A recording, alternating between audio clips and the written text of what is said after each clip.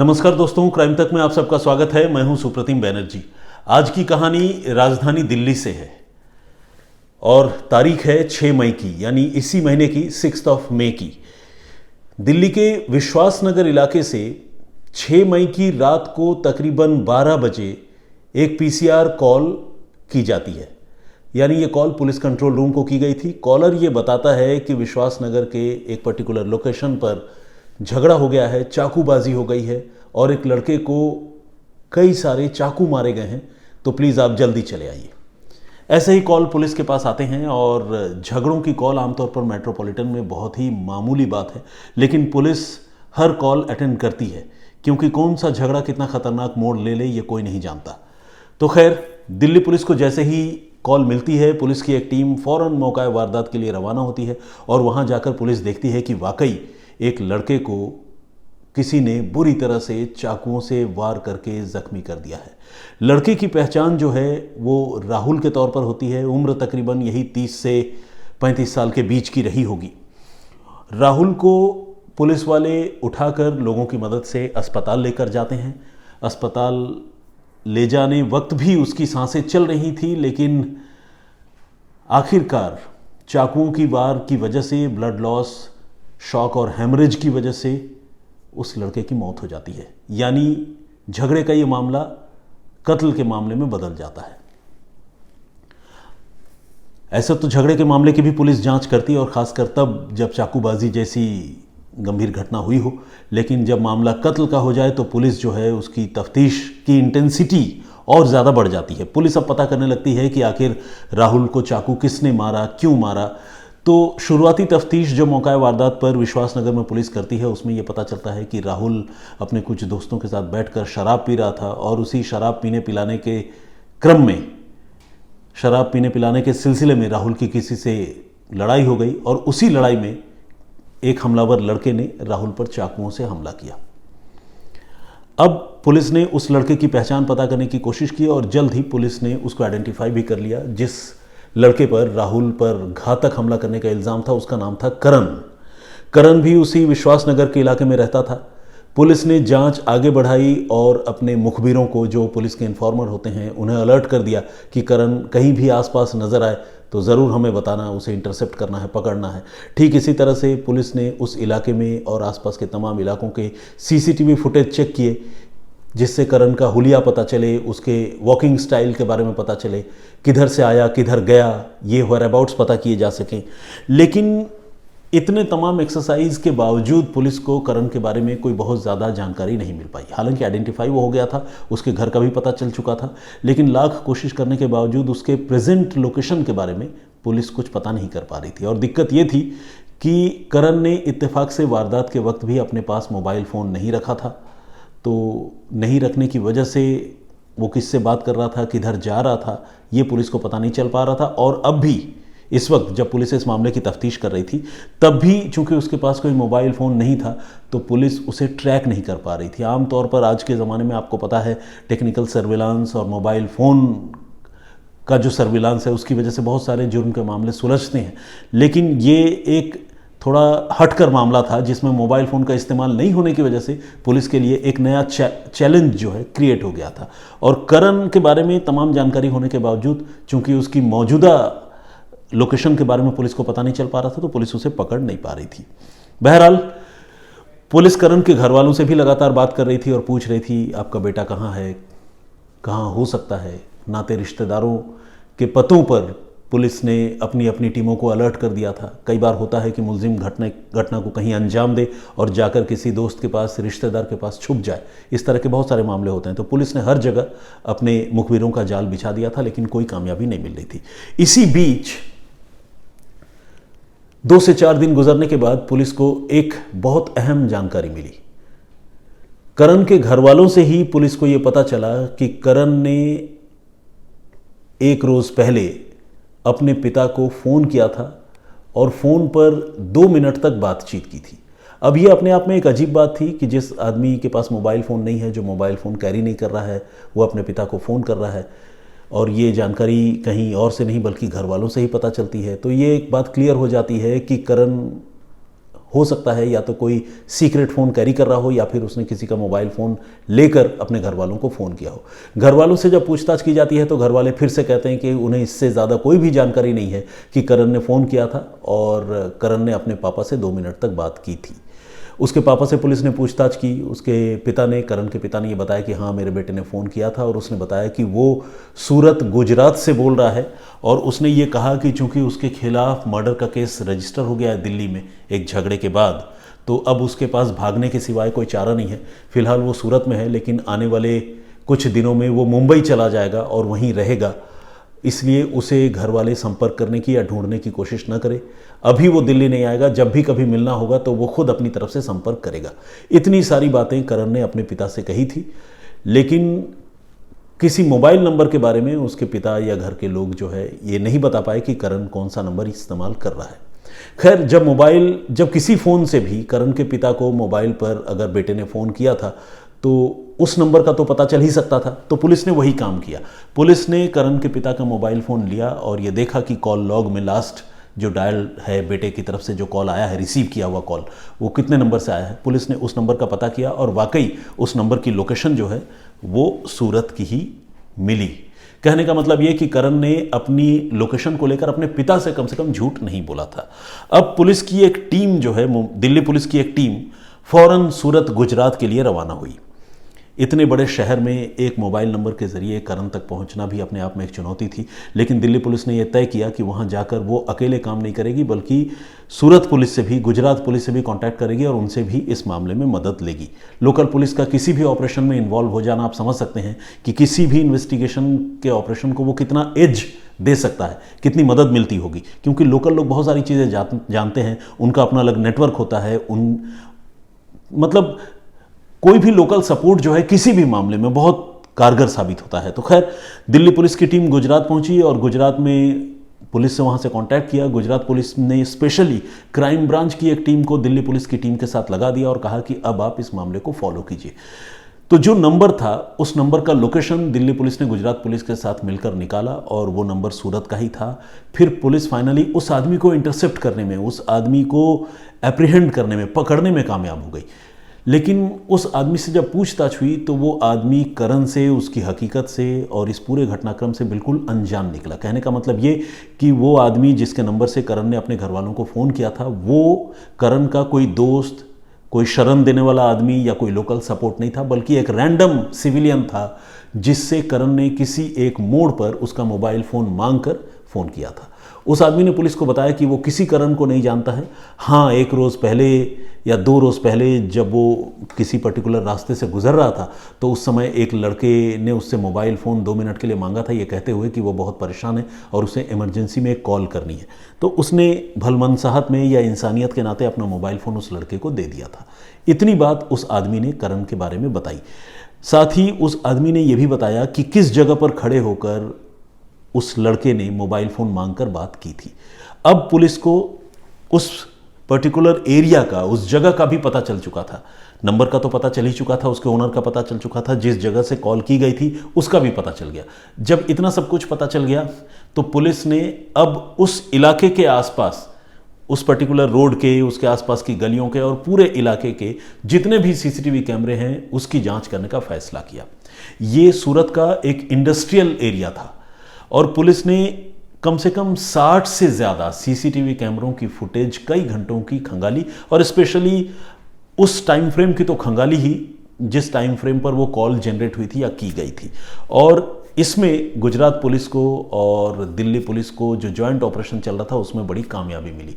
Police ने वाकई करण की तस्वीर देखी जो उस जगह की तरफ जाता हुआ और वहाँ से वापस आता हुआ दिख रहा था। कई कैमरों में उसकी तस्वीरें कैद हुई थी और जब पुलिस ने उसको फॉलो किया तो पुलिस ने देखा कि वो एक फैक्ट्री से बाहर निकला था और एक फैक्ट्री में ही वापस चला गया। पुलिस अब उस फैक्ट्री में पहुंची, करण के बारे में पूछताछ की और करण इत्तेफाक से वहाँ मिल गया। पुलिस ने फ़ौरन उसको धर दबोचा। जब उससे पूछताछ हुई तो उसने कत्ल की बात कबूल कर ली और उसने कहा कि उसके पास चूंकि भागने का और बचने का कोई रास्ता नहीं था तो वो दिल्ली से सीधे गुजरात चला आया था सूरत, और यहाँ चूंकि एक इंडस्ट्रियल टाउन है तो उसको यहाँ इस फैक्ट्री में नौकरी भी मिल गई थी। अभी कुछ दिनों से वो यहाँ रहकर छुप कर काम कर रहा था और उसकी आगे की प्लानिंग मुंबई जाने की थी। लेकिन इससे पहले कि वो मुंबई जा पाता, उसने किसी के मोबाइल फ़ोन से अपने पिता को फ़ोन करने का फ़ैसला किया और उसने ये सोचा था कि अगर मैं किसी से मोबाइल बोरो करके अपने घर वालों को फ़ोन करूंगा और ख़ुद मोबाइल फ़ोन का इस्तेमाल नहीं करूंगा तो मैं शायद कभी भी पकड़ा नहीं जाऊंगा, क्योंकि जब मेरे पास फ़ोन नंबर ही नहीं है तो पुलिस मुझे कैसे ट्रेस करेगी। तो खैर, उसका अपना दिमाग और उसकी अपनी अक्ल, पुलिस जो है वो जाहिर है बदमाशों से हमेशा इन्वेस्टिगेशन में, तफ्तीश में 2 कदम आगे होती है। तो यहाँ जिसे कहते हैं ना, हिंदी में कहावत है, तू डाल डाल तो मैं पात पात, तो पुलिस यहाँ पात पात चल रही थी और पुलिस ने फाइनली एक रैंडम फ़ोन कॉल, एक रैंडम मोबाइल नंबर, उसकी लोकेशन और लोकेशन के सहारे आखिरकार करण को गिरफ्तार कर लिया। अब पुलिस ने करण से पूछा कि भाई ऐसी क्या बात हो गई कि 6 मई को तुमने राहुल नाम के लड़के की यूं बुरी तरह से चाकुओं से गोद कर हत्या कर दी। तो करण ने इसकी वजह बताई।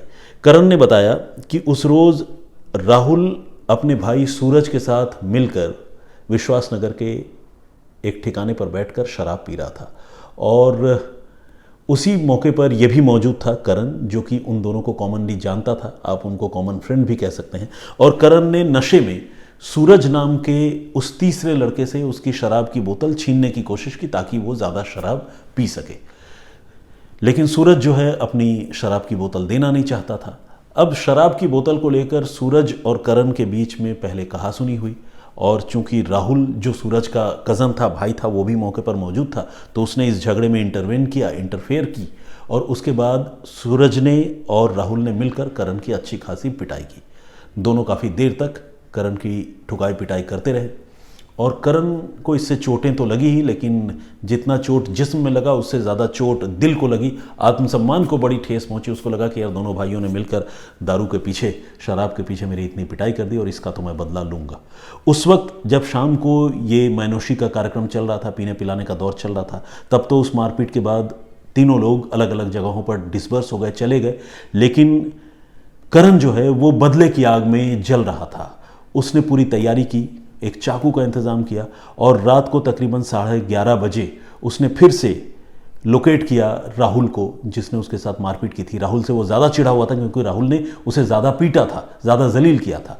इसके बाद उसने राहुल को, जैसे ही राहुल मिला रात को, फिर से उसी लोकेशन पर, मौके पर, उसने ताबड़तोड़ चाकुओं से राहुल पर वार कर दिया और जब वो बिल्कुल चाकुओं के वार से कोलैप्स होकर ज़मीन पर गिर गया, उसकी सांसें अटकने लगी, तब ये करण जो है मौके से भाग निकला। उसे नहीं पता था कि चाकुओं के इस वार से राहुल की मौत ही हो जाएगी, लेकिन बाद में उसे पता चला कि राहुल मर गया है और इसके बाद वो डर गया और उसी डर में उसने दिल्ली छोड़कर सीधे गुजरात की ट्रेन पकड़ ली। आमतौर पर हम ये मानते हैं, कई लोग हमें ये कहते भी हैं कि इन्वेस्टिगेशन की इस तरह की बारीक जानकारियाँ आप शेयर करते हैं और इससे गुनहगारों को भी मदद मिलती है।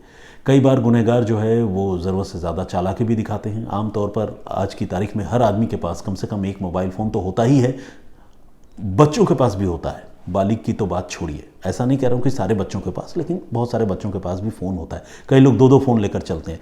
तो इस चीज़ के बारे में क्रिमिनल भी जानते हैं और चूँकि एक ओपन वर्ल्ड है, इंटरनेट हर जगह है, मोबाइल हर जगह है, इन्फॉर्मेशन आप कोई छिपा नहीं सकते, कंसील नहीं कर सकते, तो क्रिमिनल्स को भी अच्छी तरह पता है कि मोबाइल फ़ोन के ज़रिए वो पकड़े जा सकते हैं। इसीलिए कई बार वो अपराध को अंजाम देने से पहले फ़ोन का इस्तेमाल नहीं करते, बाद में फ़ोन का इस्तेमाल नहीं करते, उससे काफ़ी पहले कर रहे होते हैं और फिर कुछ महीनों बाद फिर से कर रहे होते हैं। और उनकी जो इस तरह की रहस्यमयी हरकतें हैं वो भी उनके गिरफ्तार कर लिए जाने की एक वजह बनती है, पकड़े जाने की एक वजह बनती है। तो ऐसा नहीं है कि कोई मोबाइल फ़ोन इस्तेमाल करेगा तभी पकड़ा जाएगा, कोई मोबाइल फ़ोन इस्तेमाल नहीं करेगा तो नहीं पकड़ा जाएगा, इस तरह की कोई बात नहीं है। किस सिचुएशन में वो पकड़ा जाएगा, कैसे में नहीं पकड़ा जाएगा, ये कह पाना बड़ा मुश्किल है, क्योंकि हर केस स्टडी अपने आप में यूनिक होती है। तो इसीलिए ये नहीं कह सकते कि मोबाइल फ़ोन का इस्तेमाल करना जो है किसी के पकड़े जाने की गारंटी है और नहीं करना किसी के बचने की गारंटी है। इस मामले में मोबाइल फ़ोन का इस्तेमाल नहीं हुआ, लेकिन वो पकड़ा गया और मोबाइल फ़ोन का इस्तेमाल नहीं करना ही इसके पकड़े जाने की वजह बनी, क्योंकि पुलिस को पता चला कि कम से कम टेक्निकल सर्विलांस के ज़रिए, मोबाइल फ़ोन के सर्विलांस के ज़रिए उस तक नहीं पहुंच सकते। अगर पहुंच सकते हैं तो मैनुअल पुलिसिंग के सहारे। इसलिए पुलिस वालों ने करण के घर वालों पर नज़र रखी और उनसे बात करते रहे कि आपके बेटे के लोकेशन के बारे में बताइए। बहरहाल आज के लिए इतना ही। कहानी के साथ साथ मैंने आज जो है कुछ ज़्यादा अपने मन की भावनाएं भी आप लोगों के सामने रख दी, तो प्लीज़ बियर विथ मी। अब कुछ कमेंट्स और कुछ नाम आइए जल्दी से पढ़ते हैं। अशोक पटेल जी का कमेंट आया है, बहुत बहुत स्वागत है अशोक जी आपका। उन्होंने जय सिया राम लिखा है, मेरी ओर से भी जय सिया राम आपको। राजू समथिंग बेंजो, राजू नायक बेंजो ऐसा लिखा हुआ है, गुजरात की कहानी सुनाओ इन्होंने कहा। देखिए आज आधी कहानी तो गुजरात की मैंने सुना ही दी, इत्तेफाक से आपका कमेंट भी आया है। अजय सिंह जी इन्होंने कहा है कि वो बहुत दिनों से मेरा वीडियोस देखते हैं लेकिन कमेंट नहीं करते, और उनको ये बात अच्छी लगती है कि बीच बीच में उर्दू, हिंदी और इंग्लिश के कुछ अच्छे और हटकर शब्दों का मैं इस्तेमाल करता हूं। तो इस कॉम्प्लीमेंट के लिए मैं बहुत धन्यवाद कहता हूं अजय जी आपको। सोनू राम घड़िया जी थैंक्स सर, इन्होंने लिखा है। कपीस हरे के नाम से एक आईडी उन्होंने भी कमेंट किया है, हाय सर आज आपने मेरा नाम लिया है सर, इन्होंने लिखा थैंक यू वेरी मच। इतना स्पेशल फील आप लोगों को होता है, सारे मतलब इतने खुशी से आप लोग कमेंट करते हैं, ये मेरे लिए बहुत खुशकिस्मती की बात है। क्राइम तक अपने आप में एक बड़ा प्लेटफॉर्म है, मेरी चाहे कोई भी साथ हो ना हो, लेकिन क्राइम तक के प्लेटफॉर्म से जब मैं आपका नाम पुकारता हूँ तो मुझे भी एक गर्व की अनुभूति होती है और आप लोगों को तो अच्छा लगता ही होगा। तो सूरज केसी के नाम से एक आईडी हैं, उन्होंने लिखा है हमारे भारत में कितना बढ़ गया है नियत वाले इंसान, कितने बदनीयत वाले इंसान हैं। देखिए सिर्फ भारत की बात नहीं है, पूरी दुनिया में लोगों की नीयत जो है वो काफ़ी बिगड़ती जा रही है, ख़राब होती जा रही है। और एक कहते हैं ना कि ह्यूमन वैल्यूज़ का जो डीजेनरेशन है, जो क्षरण है हिंदी में हम कहते हैं, उसका टूटना वो लगातार जारी है। और अगर धार्मिक ग्रंथों के हवाले से बात करें तो प्रलय, कयामत या जिसे जजमेंट डे कहते हैं वो बहुत करीब है। तो खैर गणपत सिंह भाटी जी का भी कमेंट आया है, रोहित सिंह का कमेंट है, मोहम्मद इशाक जी का कमेंट है, नंदिनी डाबी जी रेगुलर कमेंट करती हैं, मामूनी बोरगोहा का कमेंट है, ग्रेट नरेशन उन्होंने लिखा है, थैंक यू वेरी मच, नमस्कार भी किया है। झुमूर चक्रवर्ती का भी कमेंट है, मेरी कमेंट का आज का आंसर देने के लिए एज यूजुअल आपको आज का स्टोरी भी बहुत इंटरेस्टिंग उन्होंने लिखा है, thank you very much. Jasima Alam ji का कमेंट है, sir I spend my time listening to crime in full duty, I love you, I breathe Tahir Khan, thank you very much, बहुत अच्छी बात है। आपके इस कॉम्प्लीमेंट्स के लिए बहुत बहुत धन्यवाद आपका। रेखा भट्ट जी का भी कमेंट आया है, वो रेगुलर कमेंट करती हैं, बहुत बहुत दुआएं देती हैं, आशीर्वाद देती हैं, मैं शुक्रगुजार हूँ आपका। साजिद मिर्ज़ा साहब रेगुलर कमेंट करते हैं, उन्होंने मेरे ख्याल से एक शेर की 2 पंक्तियाँ लिखी हैं, उनकी तरफ से अर्ज़ कर रहा हूँ, सुनिएगा। उसी ने कत्ल किया है वही तो कातिल है, जो शख्स तुमको फरिश्ता दिखाई देता है, इन्होंने ये लिखा है। हालांकि फरिश्ता की जगह उन्होंने फरिश्ता लिख दिया है, मेरे ख्याल से शायद यहाँ स्पेलिंग मिस्टेक है। आप अगर चाहें साजिद तो एक बार रीचेक कर सकते हैं। जसमीत कौर हेलो सर कैसे हैं आप, इन्होंने लिखा है मैं अच्छा हूँ। प्रमोद यादव जी का भी कमेंट आया है। मीता भट्टाचार्य मेरे होम टाउन से हैं, थैंक यू वेरी मच, आपके कमेंट के लिए बहुत बहुत धन्यवाद आपका। आपने जिस स्टोरी के बारे में पूछा है अगर उसका फॉलोअप मुझे पता चल पाएगा तो मैं अपडेट करूँगा। रोहन लिंबू जी का भी कमेंट है, पी कपूर, नेल्सन डिसूजा, आबिद खान, संदीप सिंह, अनाइज़ा फातिमा, बिल्कुल सही नाम पढ़ा मैंने, शमीम अहमद, संघमित्रा जेना, तुरजो के नाम से एक भी कमेंट है, नवजोत कुमार,